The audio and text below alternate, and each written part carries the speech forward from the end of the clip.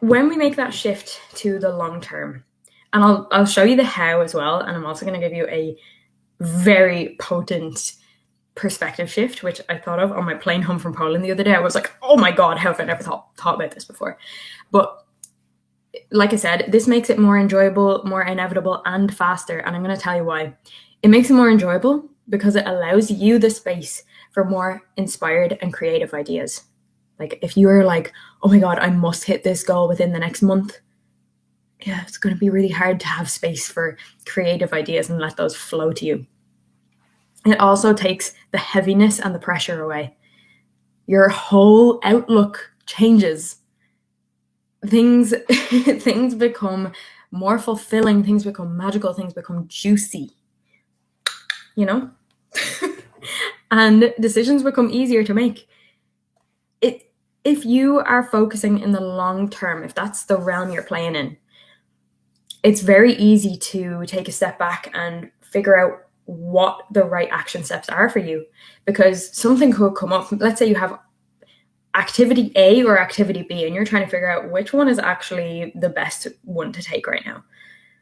You could look at option A, activity A, and you go, does this align with the big vision, or is this just a now distraction?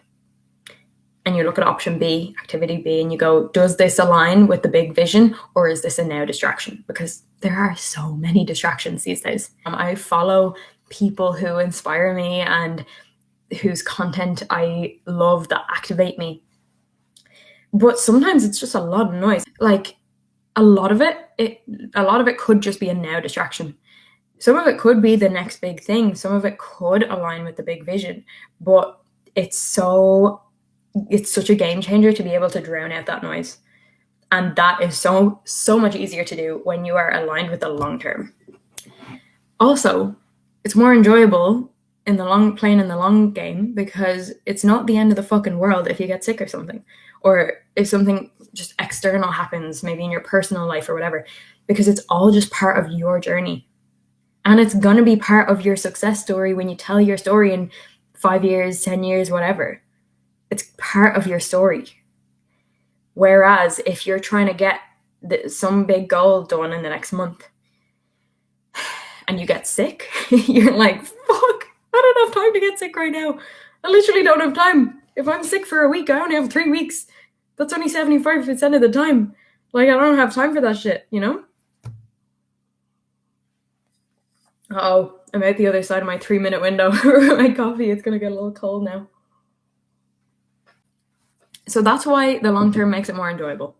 It makes it inevitable because your strategy becomes grounded in what actually works and in the bigger action, rather than just doing more of the things that are maybe a little bit potentially random and that don't really work for you or align with you or your personality. You know? All right. And it also makes it faster because you use data and you show up consistently, yes, yet in accordance with how you feel, rather than in accordance with the shiny object syndrome and getting really excited about something new every 2 to 3 months. I say that with so much clarity because I've fucking been there. Jesus Christ. I've been there. I was there for long enough to realize that actually it doesn't work. And unfortunately, no, 3 months is not long enough to build your fucking empire. Again, I believe in the magic, and let's leave space for the magic.